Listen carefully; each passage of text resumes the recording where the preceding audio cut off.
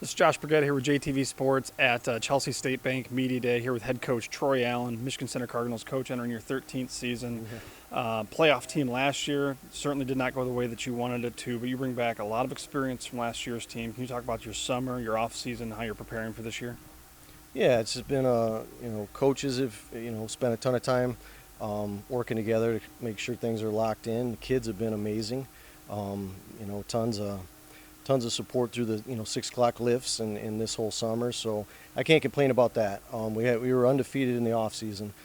So yeah, coming off last year, I think you talk playoffs and getting knocked out early. It's just something that's nice to say that it's now we expect it.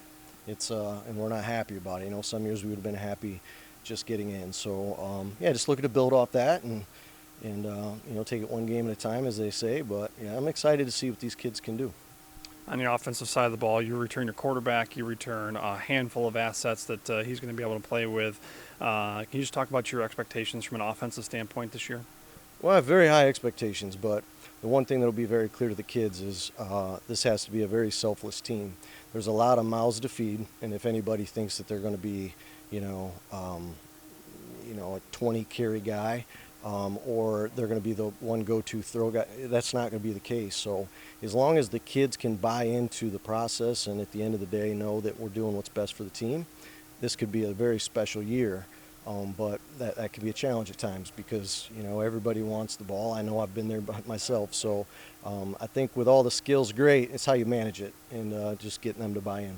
How do you do that? So how do you get this team to be like? Because that is a great, as a coach, to have that many weapons is wonderful. Yeah. How do you manage the actually getting everybody to buy in? The fact that the team wins if individually may have less numbers. Well, I think you're creative. I think your game plan. You might single some kids out to get them the ball. Just to I think you're.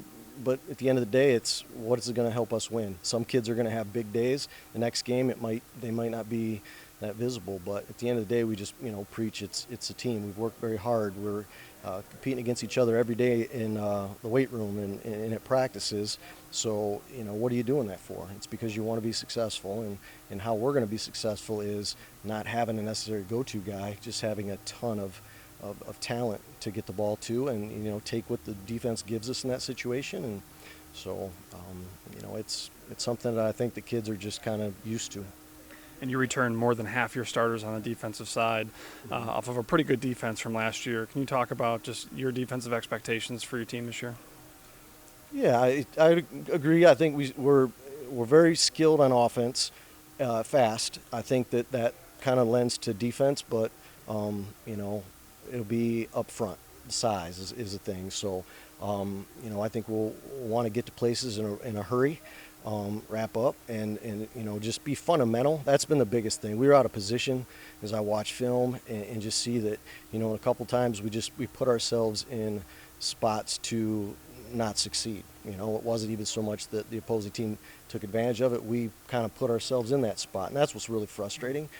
So I think fundamentally it's on us as coaches to make sure that the kids are in the spot, and if we can do that, I think the kids can play, and they're hungry, and they want to be the best that we've ever had. I got some kids who are relatives or brothers or cousins of kids on our semifinal team, and I think that helps. That the success is there. They've watched it. They want to be part of it.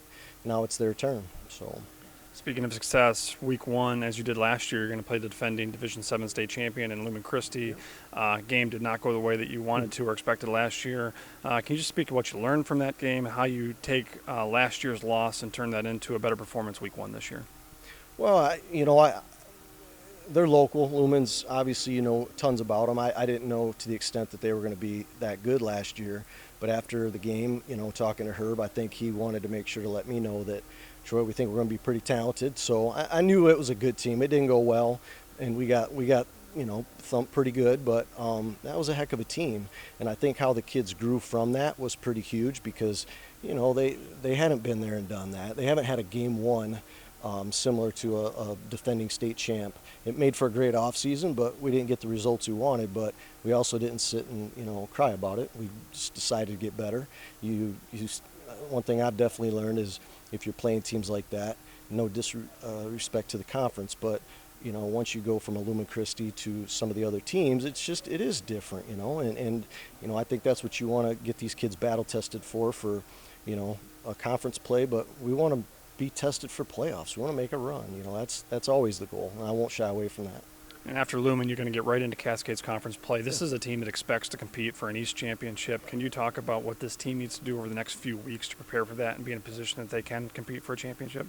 We'll have the kids ready. We're dialed into week by week. We've already scouted the first 4 games from last year. So those are things we're prepared for. It's just about the kids staying healthy, taking it one game at a time, and just following the plan, trusting in us. I've got some phenomenal coaches who put a ton of time in, so the kids see that, and it's just about don't rush through it, enjoy it. Let's just take it each game and kind of go from there. And hopefully we'll compete. We'll see.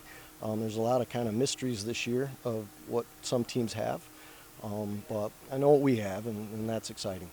Coach, let's step away from the football field. Give everybody a chance to get to know you a little bit better.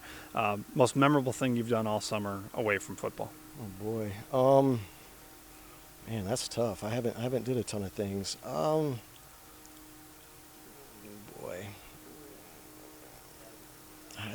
this is boring. Well, okay. My son is going to be freshman. He came to every 6 o'clock lift. I didn't have to wake him up. He showed up. And kind of our deal was if he came to every lift, we would upgrade his Xbox and make sure that we got the new NCAA football game, which we did. And I am exactly that old guy that thinks he's good and realizes this is a new kid's game now.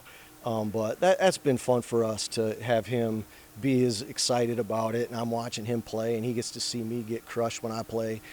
So I think that was probably the most interesting thing, because a lot of people don't think, 47-year-old guy is that excited about playing video games, but I have been, although it hasn't turned out the way I'd hoped. So, I love that. Coach Troy Allen playing Xbox during the summer, great time.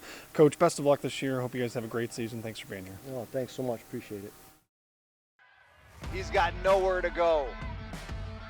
Oh man, wide open, you've got to be kidding me. It's Hunter Clemens again.